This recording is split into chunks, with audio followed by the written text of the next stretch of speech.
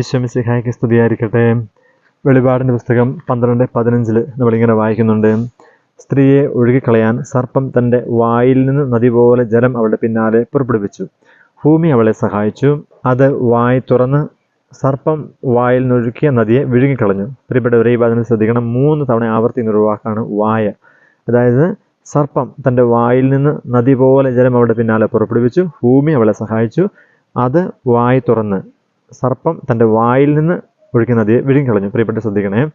അതായത് ബൈബിളിൽ എപ്പോഴും വാക്കിൻ്റെ വചനത്തിൻ്റെ പ്രതീകമാണ് ജലം, നദി, ജലം എന്ന് പറയുന്നത്. അതുകൊണ്ടാണ് ഈശോ നിക്കോദെമോസിനോട് പറയുന്നത്, ജലത്താലും ആത്മാവിനാലും വീണ്ടും ജനിക്കുന്നില്ലെങ്കിൽ, ജലം ദൈവവചനമാണ്, ആത്മാവ് പരിശുദ്ധാത്മാവാണ്, ജലത്താലും ആത്മാവിനാലും വീണ്ടും ജനിക്കുന്നില്ലെങ്കിൽ ഒരുവനും സ്വർഗ്ഗരാജ്യത്തിൽ പ്രവേശിക്കാൻ സാധ്യമല്ലാന്ന്. അതായത് പരിശുദ്ധാത്മാവിൻ്റെയും വചനത്തിൻ്റെയും പ്രതീകമാണ് എപ്പോഴും ബൈബിളിൽ ജലം.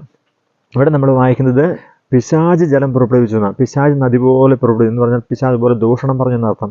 പിശാച് അതുപോലെ ദൂഷണം സഭയ്ക്കെതിരെ, പരിശുദ്ധ അമ്മയ്ക്കെതിരെ പറഞ്ഞു എന്നാണ് ഇവിടുത്തെ വചനത്തിൻ്റെ അർത്ഥം. അപ്പോൾ അതിനുള്ള പരിഹാരം എന്താണ്?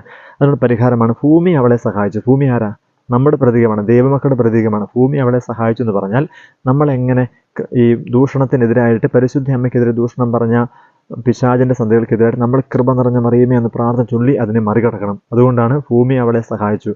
അത് വായ് തുറന്ന് സർപ്പം ഒഴുക്കിയ നദിയെ വിഴുങ്ങിക്കളഞ്ഞവർ. അതായത് നമുക്ക് സഭയിൽ എന്തുകൊണ്ടാണ് കൃപ നിറഞ്ഞ മറിയമേ അല്ലെങ്കിൽ നന്മ നിറഞ്ഞ മറിയമേ എന്ന പ്രാർത്ഥന പരിശുദ്ധാത്മാവ് തന്നത്? ഈ വചനത്തിൻ്റെ അനുസരണമാണ്, ഈ വചനത്തിൻ്റെ വ്യാഖ്യാനമാണ് കൃപ നിറഞ്ഞ മറിയമേ എന്ന പ്രാർത്ഥന. അതുകൊണ്ട് സമയം കിട്ടുമ്പോഴൊക്കെ ഈ വചനം ഓർക്കണം. ഈ വചനത്തിൻ്റെ ഭൂമി അവളെ സഹായിച്ചു. അതുകൊണ്ട് കൃപ നിറഞ്ഞ മറിയമേ എന്ന പ്രാർത്ഥന ചൊല്ലി നമുക്ക് ഈ ദൂഷണത്തെ മറികടക്കണം, ഇതിനെ മുക്കിക്കളയണം. സാത്താൻ ഒഴുക്കുന്ന തിന്മയെ മുക്കിക്കളയാൻ നന്മ നിറഞ്ഞ പ്രാർത്ഥന സഭയുടെ പരിശുദ്ധാത്മാവ് നൽകിയിട്ടുണ്ട്. അതുകൊണ്ട് ഓർക്കുമ്പോഴൊക്കെ നന്മ നിറഞ്ഞ ചൊല്ലി നമ്മൾ പ്രാർത്ഥിക്കണം. ഏറ്റവും നല്ല സാത്താൻ്റെ തല തകർക്കുന്ന ചമ്മട്ടിയാണ് ജപമാല. സാത്താൻ്റെ തല തകർക്കുന്ന കൂടമാണ് ഗോലിയാത്തിൻ്റെ തല തകർത്ത ദാവീദിൻ്റെ കയ്യിൽ കവണ പോലെയാണ് നമുക്ക് ജപമാല എന്ന് ഓർക്കണേ. ആമേൻ.